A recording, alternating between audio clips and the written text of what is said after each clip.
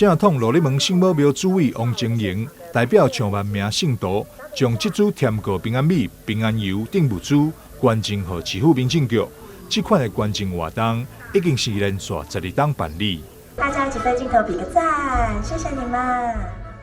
阮罗里门圣母庙啊，来发放这个白米啊、沙拉油的活动已经10几年啊。是伫我进前10几年做主的时阵开始来甲举办安尼。阮就是讲借着阮圣母庙罗里门妈的神威啊。大众会当来主妇做功德，集大众的力量来帮助阮台南市的族社团体安尼，阮会当得到些许的温暖安尼。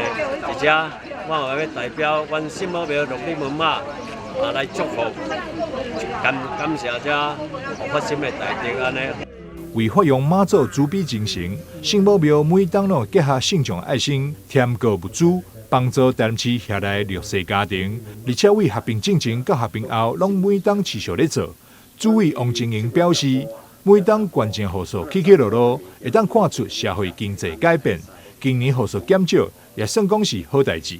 今年的弱势团体7593户，这有较少，这是喜事，这是好事吧？因为我较早咧做迄阵，当时后13000几户安尼啊。出席捐赠一些民政局长蒋玲煌感谢圣母庙帮忙政府伫社会福利弱势做袂到的所在，更感谢多年来持续出钱的济信众。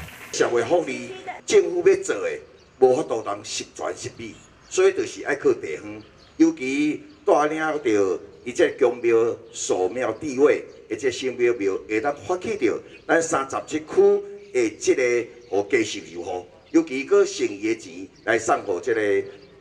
弱势的比较优秀的学生的奖学金，都是非常的难得。这里的时阵呢，接受到咱所有信徒的发心来捐赠，这物资来转送所有弱势家庭。